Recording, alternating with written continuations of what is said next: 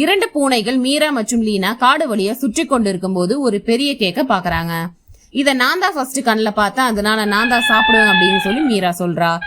லீனா சொல்றா இல்ல நான் தான் ஃபர்ஸ்ட் பார்த்தேன், அதனால நான் தான் சாப்பிடுவேன்னு சொல்லி ரெண்டு பேரும் மாத்தி மாத்தி சண்டை கட்டிக்கிறாங்க. அப்ப அங்க வந்த ரவிங்கிற குரங்கு ரெண்டு பேருமே சண்டை போடாதீங்க, நியாயமா பங்கு போட்டு உங்களுக்கு கேக்க தரேன் அப்படின்னு சொல்லிட்டு கேக்க ரெண்டு துண்டா வெட்டி தராசுல வச்சு பாக்கும்போது ஒரு துண்டு அதுல பெருசா இருந்ததால இந்த கேக்க நான் சரி பண்ணி தரேன் அப்படின்னு சொல்லி ஒரு கடி கடிச்சிட்டு மீதிய அந்த தராசுல வைக்கிறான். திரும்பவும் ஒரு கேக் பெருசாவும் ஒரு கேக் சிறுசாவும் இருந்துச்சு.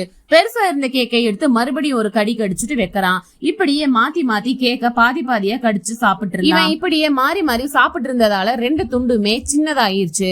இத பாத்துட்டு இருந்த அந்த பூனைக இல்ல இனிமேல் எங்களுக்குள்ள சண்டை இல்ல, அதனால அந்த கேக்க நீ வச்சுட்டு போயிரு, நாங்க பாத்துக்கிறோம் அப்படின்னு சொல்லி. ஆனா ரவி சொல்றான், உங்களுக்காக நான் மாறி மாறி கேக்க வெட்டி என்னோட உழைப்பு இதுல போட்டிருக்கேன், என்னோட உழைப்புக்கான கூலி இந்த சின்ன துண்டுதான் அப்படின்னு சொல்லிட்டு மீதி இருக்கிற அந்த துண்டையும் ரெண்டு பூனையும் இப்ப ஒண்ணுமே இல்லாம சோகமா திரும்பி போயிருச்சு. ரெண்டு பேருமே சண்டை போட்டதால மூன்றாவதா ஒரு நபர் வந்து அங்க பலன் அடைஞ்சிட்டான்.